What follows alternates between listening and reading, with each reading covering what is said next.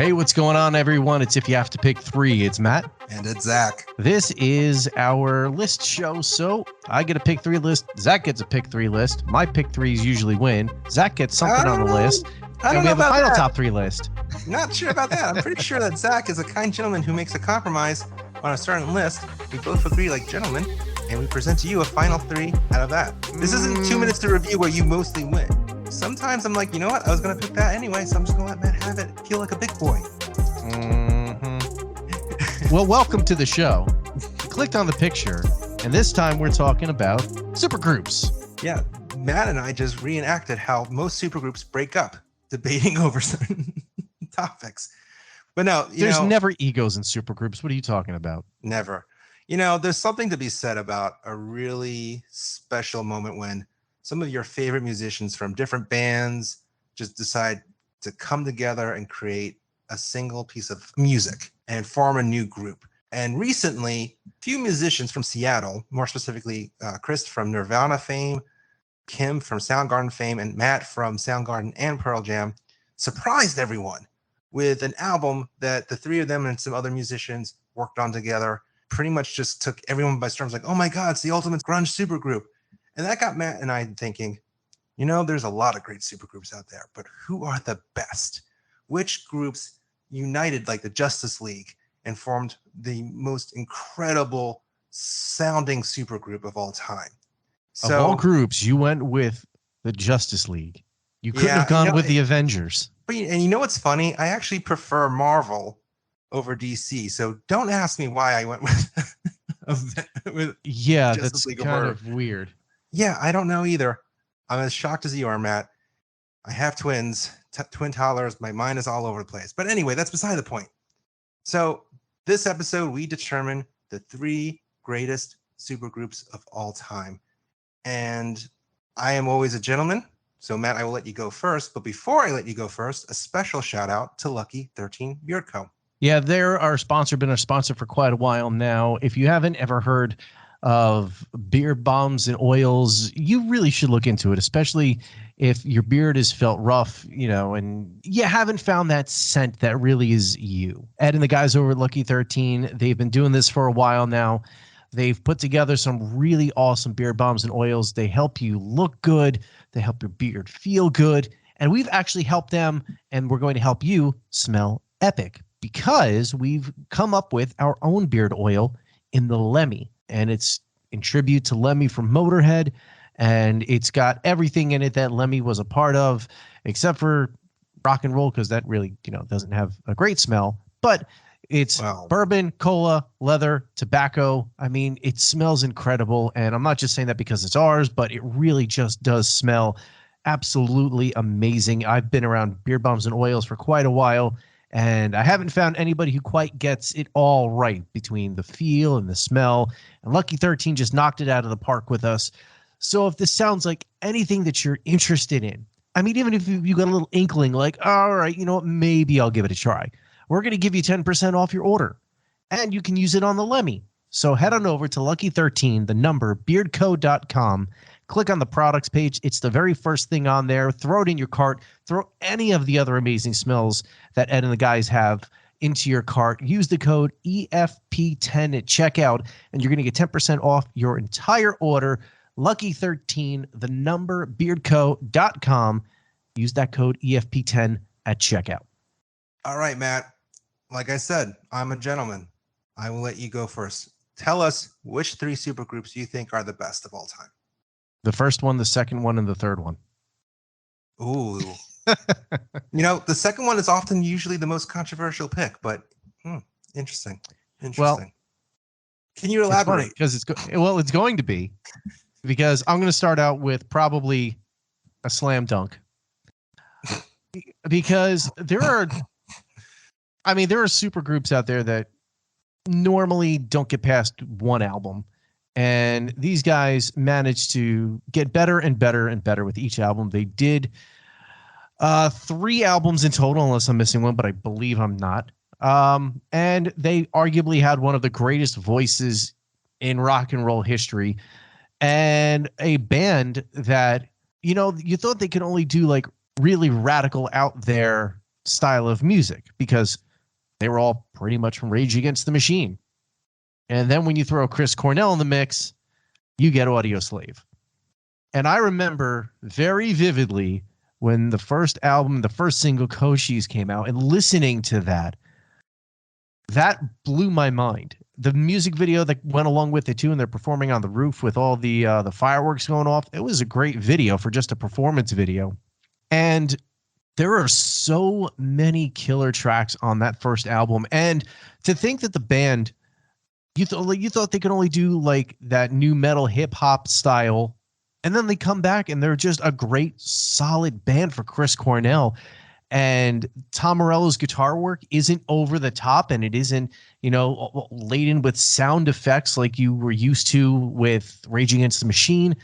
You forgot that they were a super group at times because they were so great, and they were really just there together as a band. What else can I say about Audioslave that already hasn't been said? So, there's I do want to just add in about Audioslave that is a band. When they first came out and I was younger, I was too stubborn to appreciate at the time because it was so radically different from what Rage Against the Machine had done that my young mind couldn't really fully accept it. It seemed like it's just too light compared to what Rage did.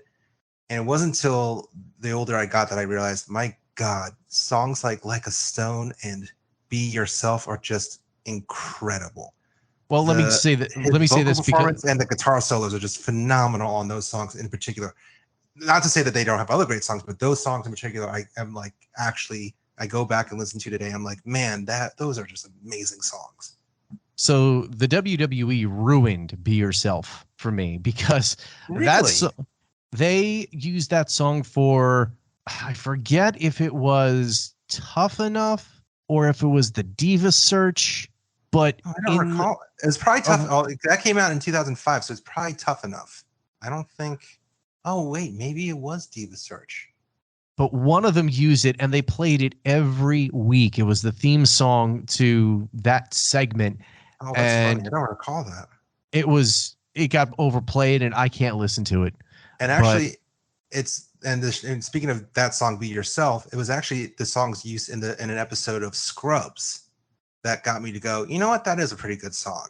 Because that was the problem with Audioslave at the time, was that not only did they sound so different from Rage Against the Machine, so if you were a diehard Rage fan, you weren't going to really appreciate it, but also they were really all over the place. Like, they really got, the label put a lot of money into getting that band out there. For a while, like, if a TV show or like VH1 or MTV needed like the rock band, 9 out of 10 times it was Audioslave that they called. I remember thinking, this song doesn't remind me of anything. You're just like, oh, that reminds me of everything. This is just ugh. So. But it doesn't remind me of anything. No, it reminds me of all the mediocre rock. That's the one song I still stand by to being mediocre at best. But the rest, I mean, now that I'm older and wiser and more mature, I realize how great. I mean, you can also make the argument that Chris Cornell, we've said this many times, even when we reviewed his recent covers album, how we really just took him for granted too. Yeah. I'll give you this little nugget here, though.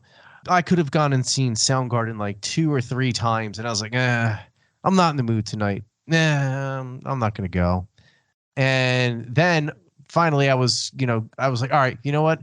I've been putting it off long enough. Let's go see Soundgarden because I'm in the mood. Let's go see Soundgarden. And then Chris Cornell passed away. And yeah, so it's just like, they're going to be here. They're going to be around until they're not.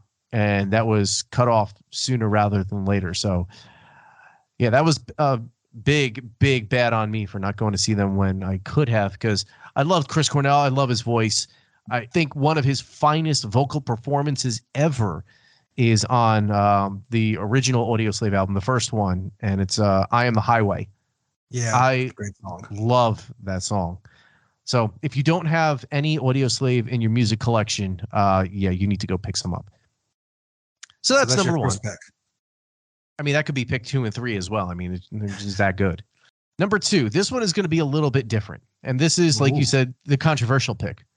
Ooh. So, yeah, like to cause controversy. So this band came together in 2013. I was working at a radio station at the time. We got this new album in, and I'm like, huh, who the hell is this? And we put it on, and it sounded like Chris Cornell. I was like, wait a second. What am I missing here? Why is Chris Cornell in this new supergroup? I was like, huh. Oh, wait. That's not interesting. Who the hell is this? And it turned out to be Richie Kotzen. And then I looked a little bit deeper into the band, and Mike Portnoy happened to be on drums, and Billy Sheehan was on bass guitar. This trio sounded incredible. I mean, I didn't think you could sound like that with three people. If you've never heard of the Winery Dogs before, they have 3 albums that they did. The original one is the best one, in my opinion, just self-titled The Winery Dogs. They got Hot Streak, and then the Dog Years EP that they did back in 2017. But if you're looking for like just a great killer 3-piece band that's just going to wallop you with a wall of sound and some really good guitar work and songwriting, go listen to them. This is no joke. Go listen to Elevate. I'm No Angel. Damaged is another really good one. We Are One is a great tune. So I actually got to see Winery Dogs before they even like announced plans to release an album. I was at a small club in New York City. They're kind of just testing out the waters. And I will admit, I did not know much about Richie other than he was briefly in Poison. And I too was like, wow, he does sound like Chris Cornell. And he's a great guitar player too. Yeah. Oh my God. Phenomenal. Like the more that I learned about Richie Kotzen is the more that I got a ton of respect for him. And he's got a lot of solo work too. He's just one of those like traveling musicians that just does what he wants to do when he wants to do it. And I mean, this is, I think, one of his best projects. So that is number 2 in the Winery Dogs. And finally, I'm going with a safe pick at number 3. I mean, why? Because number 2 is not going to make the final 3. We'll see. Because we'll see about that. Continue. So the final one, I mean, it's another 3-piece. I mean, I don't think you can really argue with this at all. It's Cream. Yeah. What can you say about Cream other than it's Cream? Clapton, Ginger Baker, Jack Bruce, some of the finest musicians of all time. I really got nothing else to say about Cream other than it's Cream. Lots of arguments can be made that they were the first supergroup. Yeah, you could say that. I mean, because the Beatles weren't really a supergroup, but they turned into one. But so there you go. That's my 3. To recap, you picked Audioslave, the Winery Dogs, and Cream. All right. Well, here is my list. And I'm not going to lie, this is tough because there are so many groups that I'm like, oh, if you ask me next week, I might give a different answer, but I'm going to go with the first one. Kind of also going in a classic rock or just 70s kind of vibe. This group did something kind of remarkable. 3 of its members who already were established musicians, they formed their own supergroup. And then they were like, you know what? We need one more member to make it us even more super. I'm talking, of course, about Crosby, Stills, Nash, and Young. Now, like I said, Crosby, Stills, Nash, the 3 of them together already were incredible in making headwaves in the rock world. And then they did something even remarkable and got such an extraordinary musician like Neil Young to join them. And they ended up producing some of the most impactful, powerful songs of their generation. I mean, I could go on and on, but all I really need to say is Ohio. Just one of the great protest songs and a storytelling song that recounts the tragedy of what happened on a campus in Ohio. I can't, don't quote me on that. I forget the actual campus, but of a shooting during a peaceful protest. Those 4 musicians together, and of course, there's also just rich history of how they all kind of hate each other now, how they had reunions and then splits again, and they've overcome members going to jail and drug abuse, and you can just do a whole just biography and just be enthralled of each musician's history. So I'm going with Crosby, Stills, Nash, and Young. You look concerned. I'm just not a huge Neil Young fan. Never have been. I even consider Rockin' in the Free World to be a mediocre song, but that's just me. Then you'd be wrong, but okay. Moving on. This spot was going to be between two artists. I know it's only my second pick, but this is how hard this list is. I'm going to go with a band that we've reviewed in the past. We've highlighted how incredible they are together. I'm, of course, talking about Run the Jewels. LP and Killer Mike, on their own, were already very respected rappers from different regions of the country and different styles of hip hop. And they are arguably one of the most prolific hip hop duos to date, producing some of the most hard biting rap music out there. But it's been a while since there's been a really great hip hop group, and LP and Killer Mike delivered on that. And I've talked about how much I loved RTJ4. I even named their second album, Run the Jewels 2, as one of the best albums in 2010s. But I have to go with Run the Jewels as one of the best supergroups as well. So my second pick, Run the Jewels. And this third one is a tie. I will pick one. Shocker. I will pick one, but I wanted to give one of these bands a shout out before I actually pick the third one. Literally, if you asked me next week, my answer might be different, but I'm really torn between choosing Velvet Revolver or Them Crooked Vultures. And the reason why I'm torn is because you got to remember that in the early 2000s, for a really admittedly short period of time, Velvet Revolver was able to make you somewhat forget that Slash, Duff, and Matt Sorum were part of a little band called Guns N' Roses, which at the time seemed unthinkable. Of course, you affiliate Slash with Guns N' Roses. But in 2004, they teamed up with Scott Weiland to create an awesome hard rock album. Contraband, it's just, I still actually was listening to the other day, and there's some really great songs there that should not be as good as they are.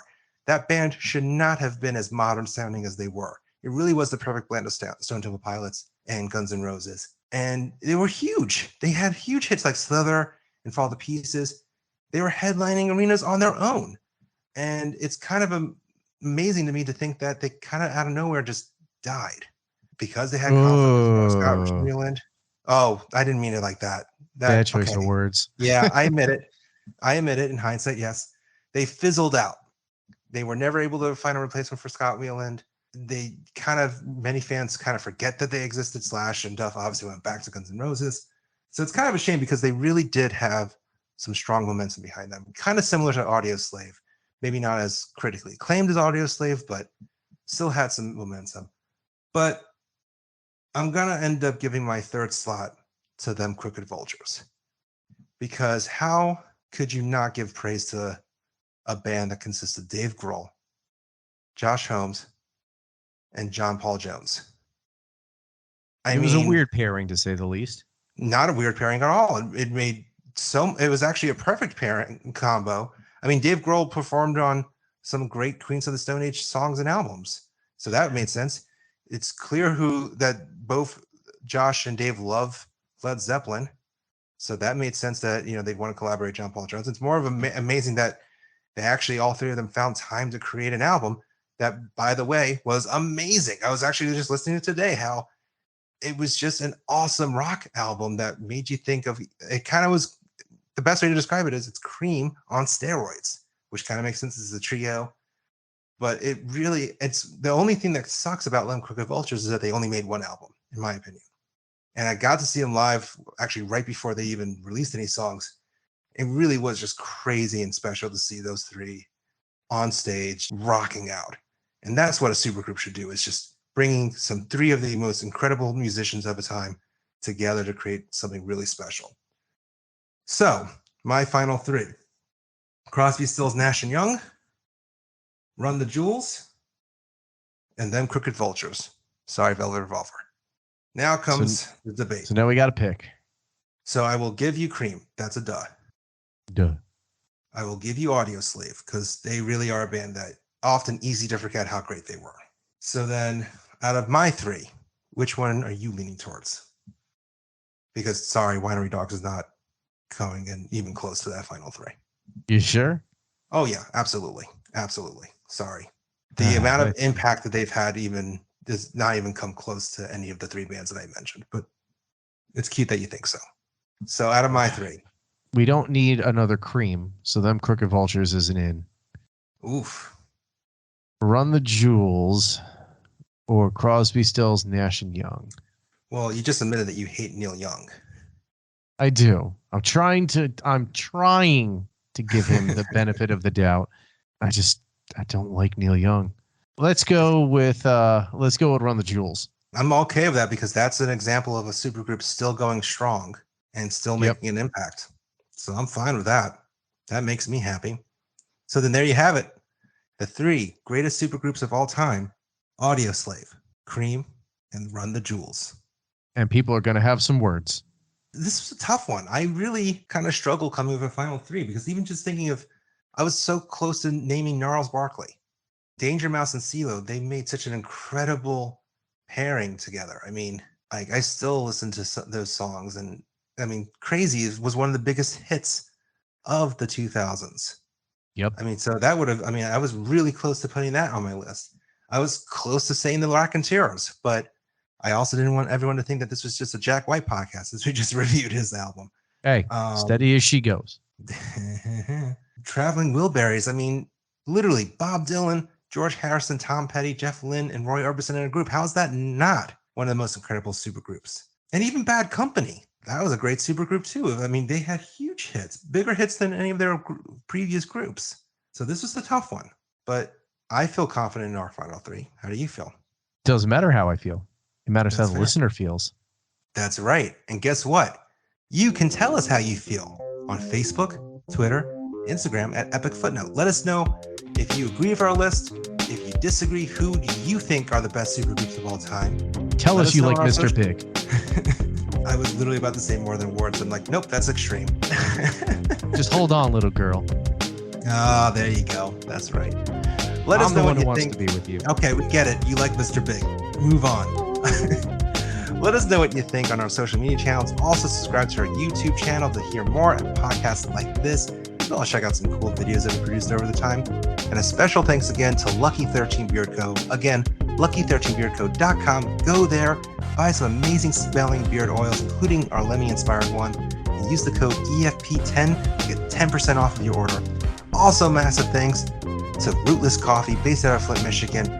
They really produce some amazing tasting coffee. And they even collaborate with a lot of different people like wrestlers, podcast hosts, comic book artists, nonprofits to create some really tasting coffees with them as well. Go to rootlesscoffee.com, use the code EPICROAST, get 50% off of your order. And thank you all for listening. Deep inside, I hope you'll feel it too.